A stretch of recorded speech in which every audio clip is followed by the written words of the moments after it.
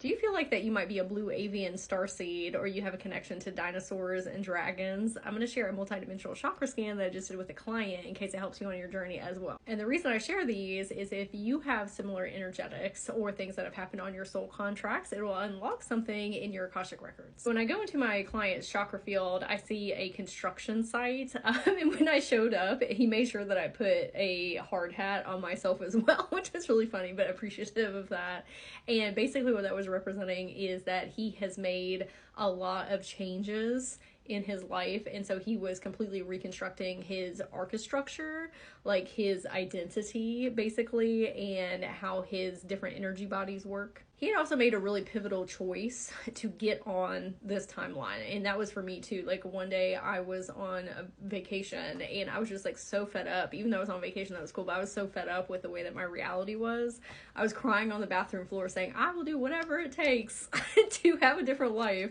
And then I went into a super intensive dark night of the soul, but it was great on the other side. But that was a choice that I made, like, hey, I am ready to make these significant changes. Let's go. So as I'm talking to him, the construction foreman, if you will, of his energy body, he said, I got to make the ceilings higher. And I was like, for what? And he said, for the blue avians. So blue avians are a type of starseed, which he had different timelines as one.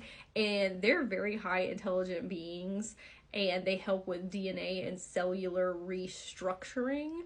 They can help you with a myriad of things like in your Akashic records, but they're really good for helping with health and repairing like your light body and your chakra system. So even if you're not blue avian yourself, like researching them and maybe channeling them or asking them for divine guidance or wisdom or asking for a blue avian guide, they can really help you in repairing your energetic body and your physical body. So then I go to a different section and I see this rabbit, and it looks like that rabbit off of Alice in Wonderland, but not the white one, the brown one that was at the tea party with the Mad Hatter, and he was like eating this corn, and I came over and sat on a log next to him, and he was like, hey, do you want some corn too? And I was like, sure. And I told him why I was there for my client, and he said, okay, well, I need you to pass a test. And I said, okay.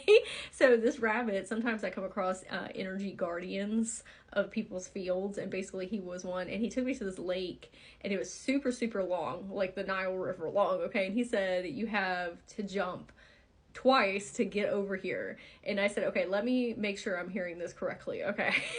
I have to jump on these stones and hit the ground 2 times, and then get to the other side and hit it a 3rd time, because sometimes it'll be tricky with these riddles. And he said, yep. And so I did it, and he was like, okay, you passed. And I'm like, what was the point? And it doesn't matter, but he was checking my magic. So he took me to this door, and it opened up, and then all of a sudden there was like this huge bright light, and I walk in, it's almost like an observatory, and there was these ridiculously high ceilings, like so high, and I saw a pterodactyl.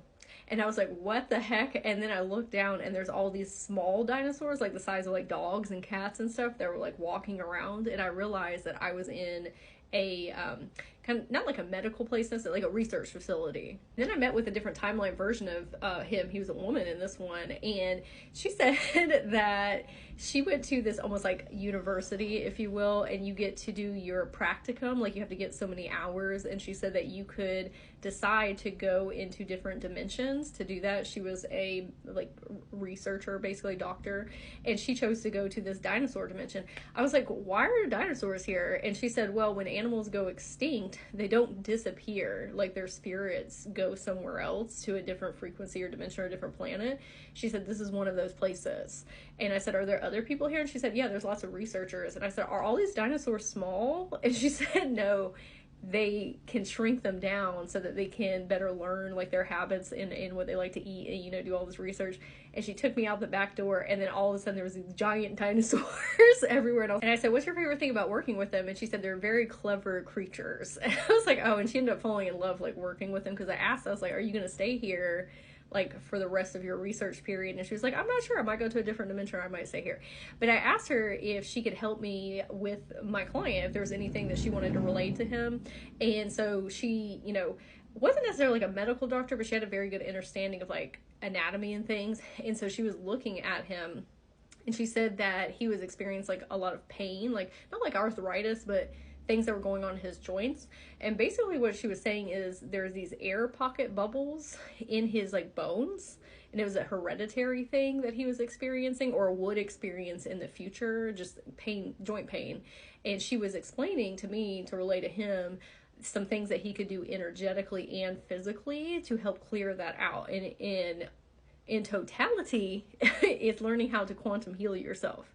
Like if you want to be a quantum healer, you have to have something within self to teach yourself how to do it so you can do it with other people.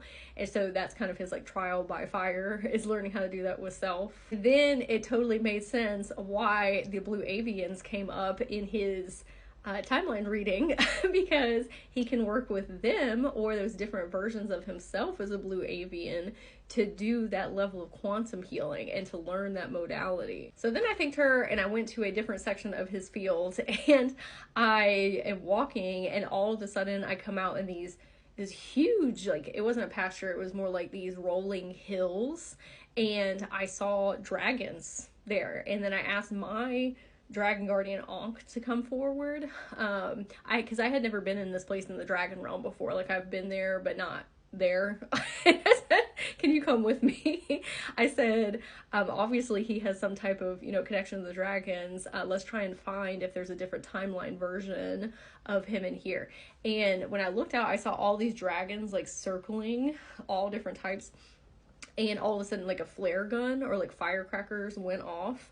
And so me and my dragon guardian went down to go speak to this version of him, different timeline, and he looked like Conan the Barbarian. It was really funny. And I was speaking to him and I was like, oh, can you tell me, what's going on with, my client? And he said, I can't just give out that information about him or the dragons. And I said, oh, I'm here on his bequest. And I showed him my Akashic records. It was so fun. I was like, you have really good protective measures in place for your energy field. And he was like, okay, that checks out. And he told me the place I was at was called the Great Plains. And he said that his family was from the dragon realm. They work with them like throughout, lifetimes. And what he did in this incarnation was training with the dragons. He said specifically with warrior dragons, because warrior dragons help with a lot of transmutation and alchemization of very heavy, dense energy. And he was saying, just like with people, your physical body needs to be in tip-top shape in order to do that level of work or channeling. And so that's what he helps the dragons with. Very different than what his other family members did. They did like healings and stuff, but he was like super like intense workouts. And I said, oh, do you only work with the warrior dragons? And he was like, no, I work with water dragons and celestial dragons and earth dragons, and showed me all these different types. He was like, but the main ones I work with are warrior dragons because they transmute that type of energy. I asked him why he chose to do such different work than his family members, and he said, well, somebody's got to do it. And I was like, hey, you know what, you're right. I was asking him if he could tell me anything about my client. He said, I want him to know that he strengthens other people around him, like he lifts other people up. And even though it's a different type of strength training that he does, like I do with the dragons, he does it with people in his life because of how dedicated he is to his own self-growth journey and self-love journey. And it radiates out to other people and helps them strengthen themselves. And then he gave me a dragon pendant to give to my client and put over his head. And it was a dragon scale that had been like molten down basically. And it was going to help him channel the dragon energy and also speak with this different version of himself from the dragon realm. Said help him remember. So help him remember that timeline, and maybe even be a dragon healer in this lifetime. And so I would love to hear in the comments if this resonated with you, if you learned something new, and if you would like your own multidimensional chakra scan so you can understand yourself on deeper levels. You can go to my profile and click, or check the comments or the description box here below.